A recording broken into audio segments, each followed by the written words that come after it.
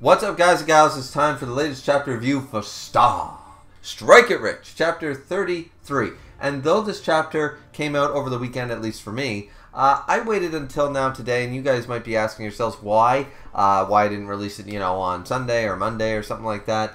And there's a reason for that, and it's because I initially didn't like the chapter.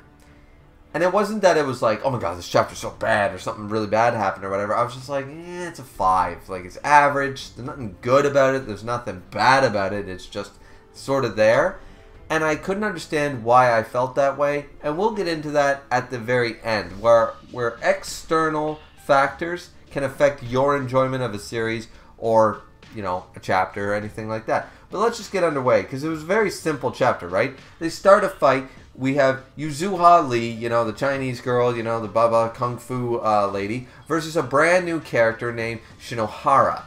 Seems to be a judo or jiu-jitsu practitioner or something like that. Either way, they fight and Lee wins. Lee wins pretty handily. And we get a little bit of insight that we're going to see a lot more new faces and stuff like that from the main cast, talking about like these highly wanted criminals and stuff, and that the police have access to these people and things like that. But getting the access to the information takes it's greasing a lot of palms sort of idea, and we got to get into that shit, right? So either way, they talk about the idea of that, right? So Shinohara was supposed to be in the tournament last time and things like that, but they couldn't get her. So she's types of, she's got the gi and stuff like that. She's jiu-jitsu, I'm pretty sure. She's not judo, she's jiu-jitsu of some description. I forget which style. But either way, she's into that. She looks interesting, she's quite tall and stuff like that. And she seems intimidating. She seems like very nonchalant. She seems sort of like reminding me of Nitoku and stuff like that. I'm like, okay, she's really going to put up a solid fight and stuff like that, right? But she puts up no fight whatsoever. Lee finally gets a solid, she makes a solid win, because I don't know what her record is exactly, but she hasn't really been that impressive. She's, been there to showcase off other people's talents and other people's strength and stuff, right? But she takes it to this lady. She takes it to brand new face, gets her ass kicked, doesn't even get a solid hit in. She managed to grapple her, manages to take the hits, but boom, some crazy move that uses the back and punch side and all this stuff. I forget what it's called, begins with a T, and boom, down goes this, more brutish, bigger woman and stuff like that. Fight's over in half the pages of the chapter, and it's like, okay, she wins. Whoa! Yuzuha, who's one of the first female fighters we got in the series, she finally gets a solid win against, so she's no pushover. We're seeing her improvement. We had the sisters and their great fights and stuff like that, but now we're seeing it. Okay, so this is where we get the explanation. Shinohara isn't weak at all. It's just the opposite, and I took this page specifically because I'm going to read it verbatim. It's like, her low-angle kick to start was clean, tight, and compact. But Yuzuha scouted it out, slipped past, countering anyone else. It would have been over there and here and here. So it's like, okay, it's astonishing. Shinohara kept her cool in this situation. She even managed to grapple her. Still, Yuzuha was just that much stronger. Like, damn, she's even tougher than I remember. And it's like, okay. We'll finish the chapter review and then we'll get into it. So yeah, so basically they're discussing that. So we have this little fight in the brand new arena. It's over in 5 seconds. Nothing to show for it. We introduce a brand new character who gets absolutely washed, and we're said, oh no, that was a very difficult fight. Okay. And from a technical standpoint, her explanation makes sense that it was a difficult fight. But okay, we'll get into it. So then we get the crazy broad with the star, and the terrible haircut, running around with the doll face, the clown face, being like, Hina, I'm gonna destroy everything you love and make you cry, you little bitch, and stuff like that. And now we've got another fight. We have I believe, new character, Akina versus Hina in the next fight. So let's go, right? So we're setting up, so that first fight was nothing. We're setting up for a better fight with Hina. We haven't seen Hina fight in a while. A lot of people like Hina. She's one of the weaker characters as far as I'm concerned. I don't like the batshit crazy, I don't understand social cues. you know, sort of idea. And once again, since we have been following Omega in the same idea, this is basically Ryuki. You know, this is a Bloody Monday mixed with Ryuki. It's like, I don't understand why murder is bad.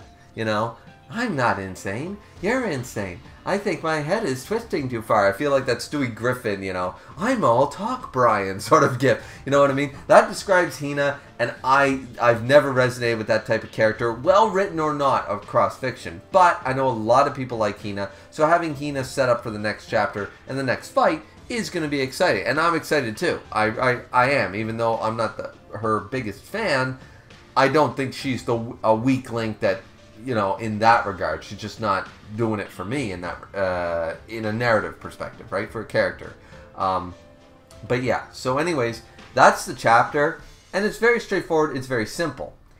My problem with the chapter actually totally lies not with the crazy Ree lady who wants to, you know, that wants to make Hina like go nuts or something like that, and not with the tournament, and not with the fact that there was a low div fight like that introducing characters. My problem with the chapter is that if this were a Kengan Omega chapter, and this is what I'm talking about, an external force, is that the chapter overall, I probably would have said, it's pretty good in a happy tone, in a happy note, and I would have said, you know what, it's an okay chapter, it's a 5, it's a 6, but I like it. You know, it doesn't need to be a 10 to be an okay chapter. Not every chapter is going to be a 10. No such manga exists. So I'm like, alright, it was a chapter, wasn't bad. But I have a negative connotation about it. It's like, I mean, there's nothing actually wrong with the chapter, but what's with this low div bullshit? We introduce a character and they get completely one-shotted. What a waste of pages. And it doesn't show Yuzuha is strong. And then we get the fucking explanation that it's like, oh no, it was a razor-thin margin. And all this shit. And I'm just thinking, like, I gotta stop completely reading the YouTube comment sections, Discord, and Reddit when it comes to Kengan. Because they actually ruined, that's why I waited to this point. I'm like, they ruined my perception of this chapter. Otherwise, the chapter's not that bad.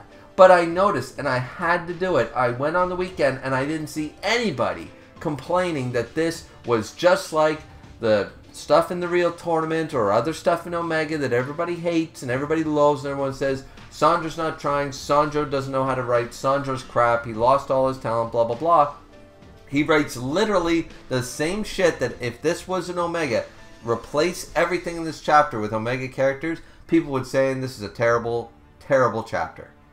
The characters suck, it doesn't show anything, what a jobber, what a loser, what a this, what a that. That's exactly what would have happened, and I didn't see very much. I didn't see anybody praise this as the best chapter of all time, but I didn't see anybody hating on it. I didn't see anybody shitting on it like they would have if it was Omega. So the standard for Kengan Omega versus Star actually influenced my enjoyment of this chapter and bothered the hell out of me. And that's why, maybe this wasn't the place to do it, but that's why I want to review this series, but I think I really got to stay off of basically the community.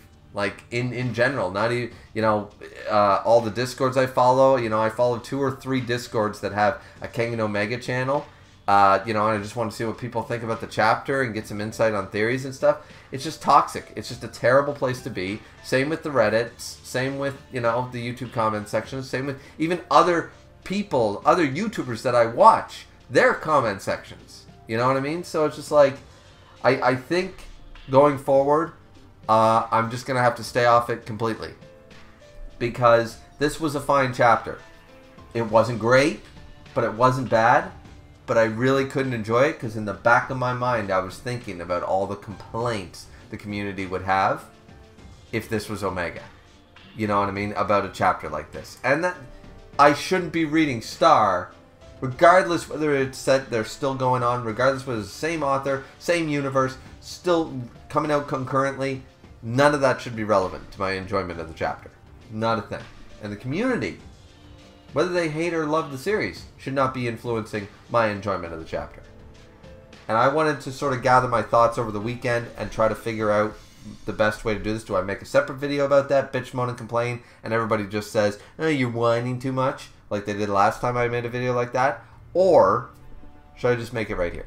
So, anyways, the chapter from unbiased standpoint, without all that poisoning that the internet has done to the back of my head, it was a 5 out of 10. Wasn't great, wasn't bad. I'm excited that we're introducing new female fighters, and I'm looking forward to Hina's new fight up against this brand new character called the Nightcrawler. That's quite interesting, and the fact that I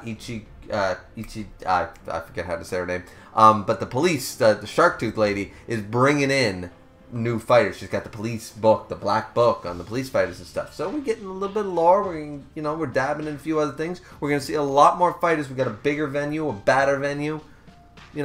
So 33 was here, and I'm curious to see how it's gonna go down. So, anyways, that is it for me. Sorry about the rant here, but I needed to say it because instead of a positive, it was only a 5, but it was a pretty good 5.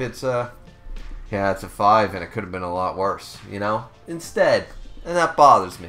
That bothers me. So, but once again, that's just me. Maybe you guys don't feel that way, but yeah, I'm going to be staying well and clear from here on out of the community as a whole. I know I say that a lot of the time, but I really have to. The fact that I couldn't enjoy a damn chapter that was average at best, and I thought it was trash just in the back of my mind for no good reason. Ugh. I don't like that at all. So yeah, that's it from me. Hope you guys enjoyed. Don't forget to like, comment, and subscribe, or dislike the video. That is completely up to you. That is your choice, your prerogative, your bar, your boat. You're your own person. You make that choice. But yeah, so if you think I'm full of shit, hit the dislike button. Yeah, no, it was an okay chapter. It wasn't great. It wasn't bad. But my enjoyment of it was soiled a little bit there. And yeah, I'm trying to fix that so that I can bring you guys better Star Strike It reviews in the future. Because I do like this series. I've liked all 33 chapters thus far, and I don't see a reason to dislike them just because of a bunch of internet trolls who should stop reading these mangas a long time ago. So, that's it for me. Have a good one, everyone. Sayonara.